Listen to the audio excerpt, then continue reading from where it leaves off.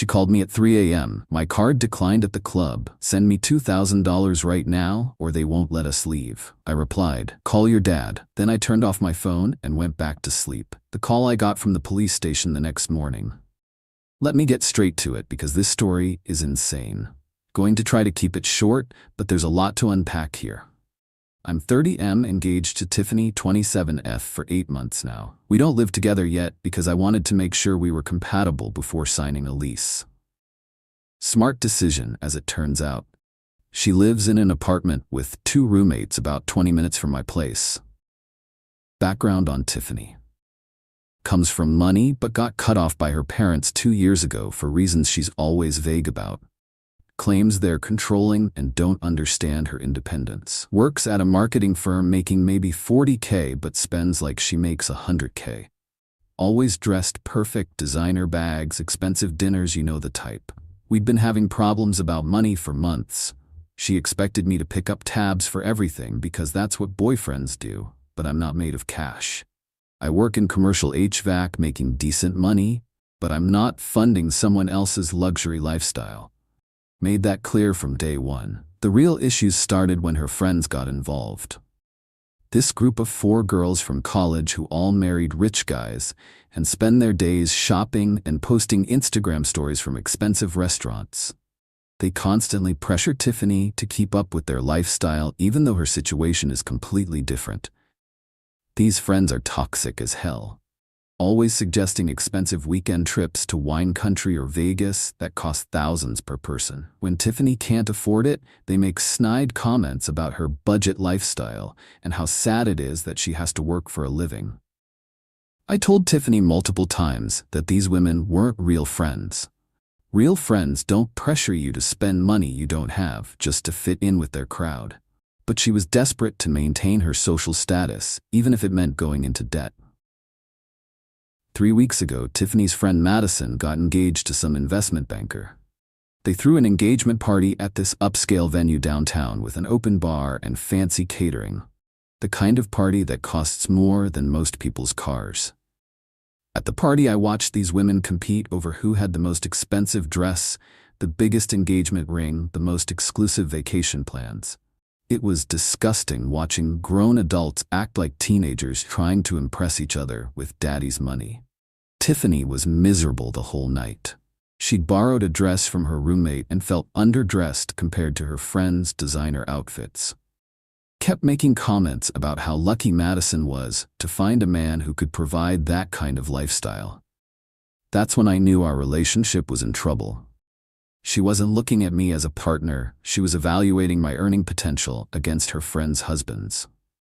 I wasn't a person to her, I was a bank account with a pulse.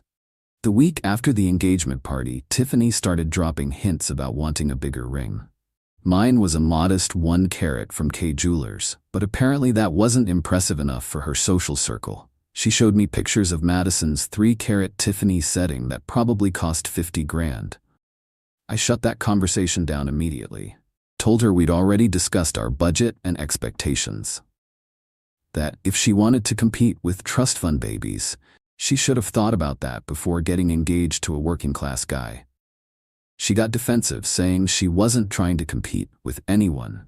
Just wanted to feel special on her wedding day, like any bride would. But I'd heard her on phone calls with her friends, complaining about my cheap ring and how embarrassed she was to show it off. 2 weeks ago, Tiffany informed me she was planning a bachelorette party in Miami. Not asking me about it or discussing the budget, just announcing that she'd already started making arrangements with her friends.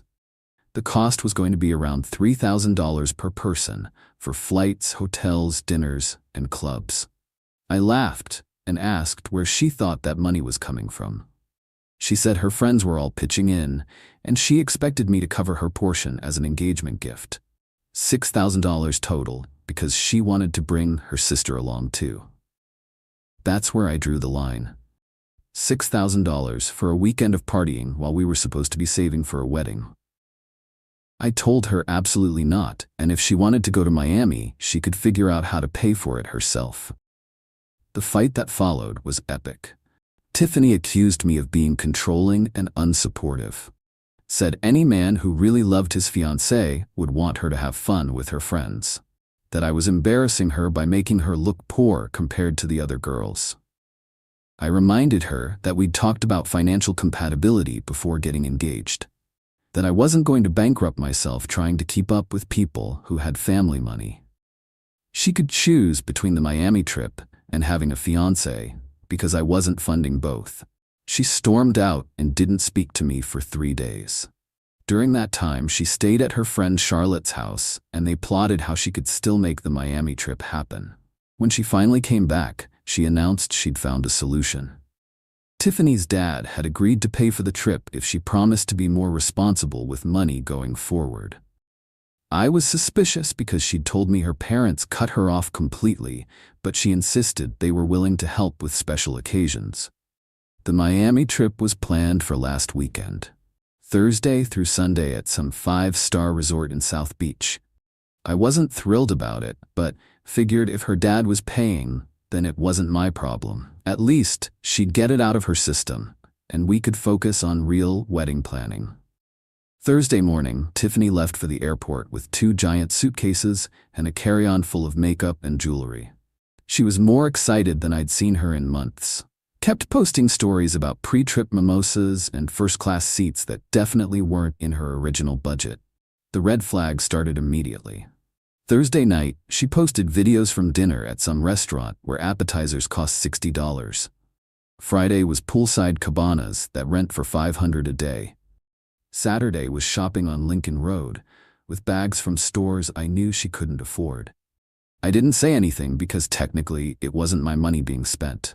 But something felt off about the whole situation. Either her dad was being way more generous than she'd let on, or she was running up debt that would become my problem after we got married. Friday night around midnight, I got a drunk text from Tiffany. Picture of her and the girls at some rooftop club with bottle service. The kind of setup that costs thousands of dollars for a table. She looked happy, but I was starting to worry about where all this money was coming from. Saturday was more of the same. Expensive lunches, yacht rentals, designer shopping sprees. Her Instagram looked like a millionaire's lifestyle blog. Either her father had won the lottery or Tiffany was living in a fantasy world that was going to crash down hard. Saturday night around 2 a.m., my phone started buzzing. Multiple missed calls from Tiffany, followed by increasingly frantic texts. I was asleep and my phone was on silent, so I didn't see any of it until the next morning. Then at exactly 3:17 a.m., my phone rang. Tiffany's name on the caller ID and background noise that sounded like a nightclub. I answered groggily, thinking maybe there was an emergency. "Baby, thank God you answered," she yelled over the music. "I need you to send me money right now." I was instantly awake. "What are you talking about? What's wrong?" My card declined at the club. We ran up this huge tab and security took our IDs. "They're calling the police if we can't pay right now. I need you to send me $2,000 or we're going to get arrested." I sat up in bed trying to process what she was telling me. "What do you mean your card declined? I thought your dad was paying for this trip." "He gave me money for the hotel and flights, but we've been spending more than expected. My credit cards are maxed out and the girls don't have enough cash to cover the tab. You have to help me." That's when it clicked. There never was money from her dad. She'd been financing this entire trip on credit cards, and now reality was catching up. The fancy dinners, the shopping, the bottle service, all of it was debt she'd been accumulating. "How much is the tab?" I asked. $8,000, but they said they'd settle for $6,000 if we pay cash tonight. "Please, baby, you have to help us. Security won't give us our IDs back and I'm scared." $8,000 for one night at a club. I couldn't even comprehend spending that kind of money on alcohol. But what really got me was her assumption that I would just wire her thousands of dollars at 3 a.m. to clean up her mess. "Call your dad," I said calmly. "What? I told you he already helped with the trip. I can't ask him for more money. Please just send me what you can and I'll figure out the rest. You lied about your dad paying for anything, didn't you? This whole trip has been on credit cards, and now you're stuck with a bill you can't pay." Silence on her end, except for the club music in the background. Then she started crying. Please don't do this to me. I made a mistake, but I need help right now. We can talk about everything else later. That's when I made the decision that probably saved my financial future. Call your dad, I repeated. If he has money for your lifestyle, then he has money to get you out of this mess. I'm not your ATM. You can't be serious. I'm your fiancé. When someone you love is in trouble, you help them. When someone you love lies to you about money and runs up thousands in debt behind your back, you learn who they really are. Figure it out yourself. I hung up and turned off my phone, went back to sleep and didn't think about it again until morning. Around 9 a.m. my phone started buzzing the moment I turned it on. Dozens of missed calls from Tiffany, plus calls from numbers I didn't recognize. Voicemails that I deleted without listening, text messages that got increasingly desperate as the night went on. Then around 11 a.m., I got a call from a Miami area code that I almost didn't answer. But something told me I should take it. Is this Jacob Morrison? Speaking. This is Sergeant Rodriguez with Miami Beach Police Department. We have your fiancée Tiffany Walsh in custody and she asked us to contact you. My heart sank. Despite everything, I didn't want her to actually get arrested. What are the charges? Theft of services and disorderly conduct. She and 3 other women racked up a substantial bill at a nightclub last night and couldn't pay. When police arrived to investigate, your fiancée became belligerent and resisted when officers tried to arrest her. I rubbed my temples trying to process this information. Is she okay? She's fine physically, spent the night in county lockup and will be released this morning if someone can post her bail. She insisted we call you to arrange payment and pick up. How much is the bail? $1,000 cash or bond. The club is also still seeking restitution for their losses, which we understand totaled over $8,000. So she still owed the money that started this whole mess, plus now had bail and legal fees on top of it. Her fun weekend in Miami was turning into a financial catastrophe that could follow her for years. Officer, I appreciate you calling, but I'm not in Miami and won't be posting bail or covering any costs related to this incident. She'll need to contact her family or friends for assistance. Long pause on the other end. Sir, are you sure? She was very insistent that you would handle the situation. I'm sure. She created this mess with her own choices, and she can figure out how to clean it up. After I hung up, I sat there thinking about how we'd gotten to this point. 9 months ago, I thought I was engaged to someone responsible and mature. Now she was sitting in a Miami jail cell because she couldn't control her spending or face reality about her financial situation. The next few hours were wild. Tiffany's friends started calling me, demanding I bail her out. Charlotte screamed at me for abandoning my fiancé in her time of need. Madison accused me of being controlling and emotionally abusive. Sarah said I was ruining their friendship by letting Tiffany suffer. I told each of them the same thing. If they were such good friends, they could pool their trust fund money and help her out. After all, they were the ones who pressured her to take this trip in the first place. My wallet wasn't responsible for their poor decisions. Around 3 p.m., I got a call from a number I didn't recognize. Tiffany's father, who I'd only met twice during our entire relationship. He was calling from the airport on his way to Miami to deal with the situation. We need to talk, he said without introduction. About what, Mr. Walsh?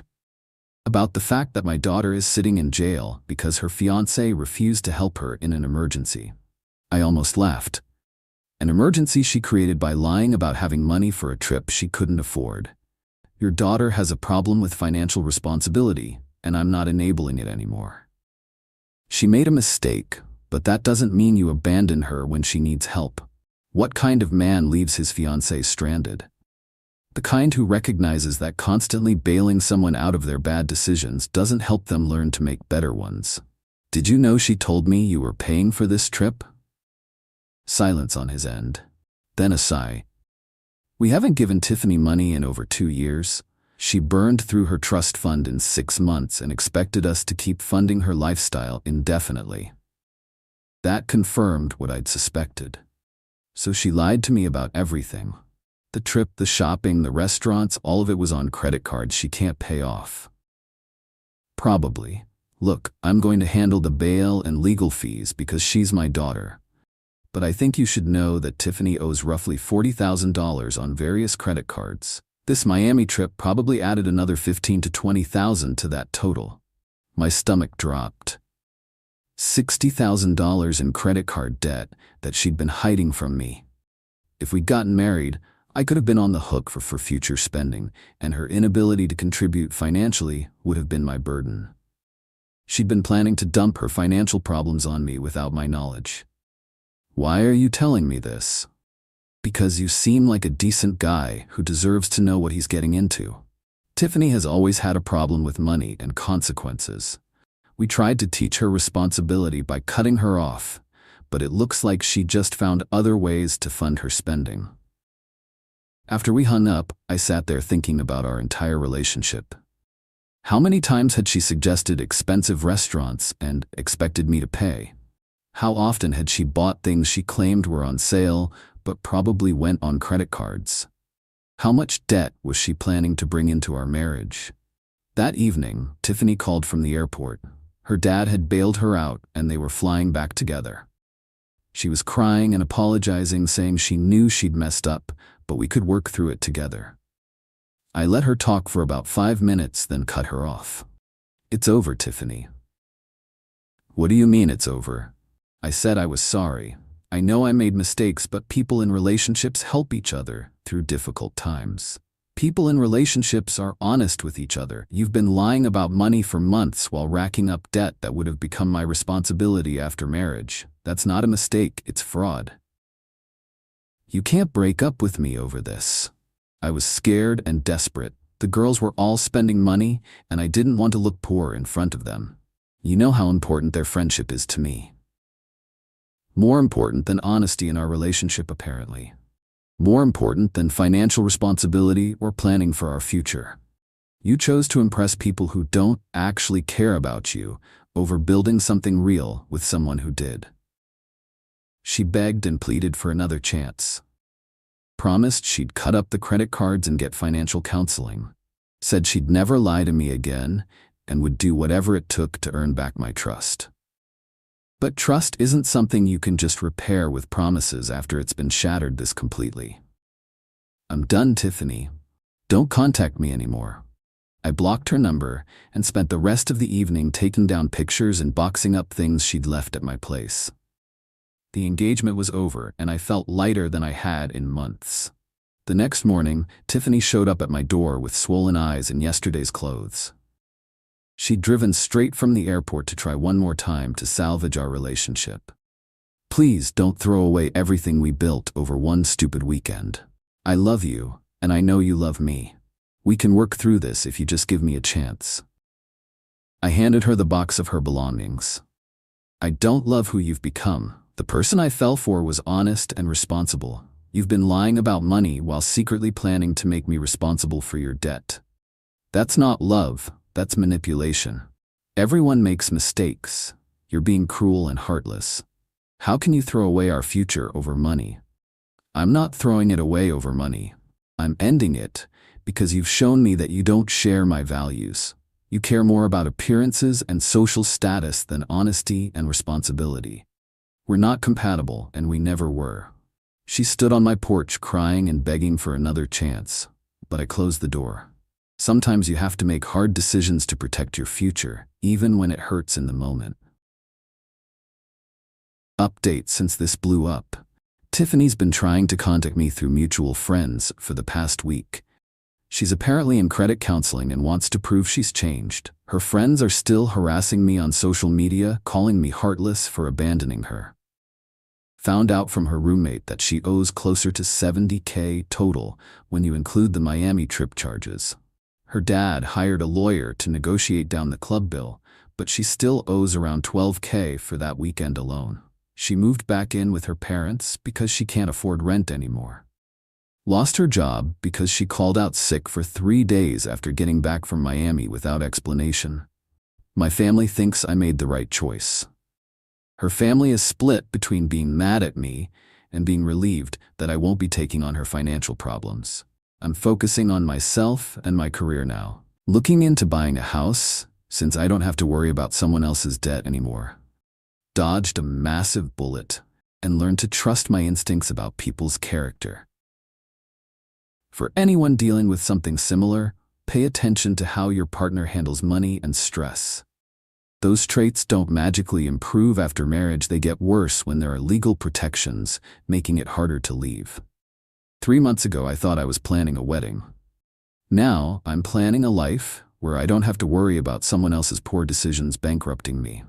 Sometimes the worst things that happen to you turn out to be the best things that could have happened.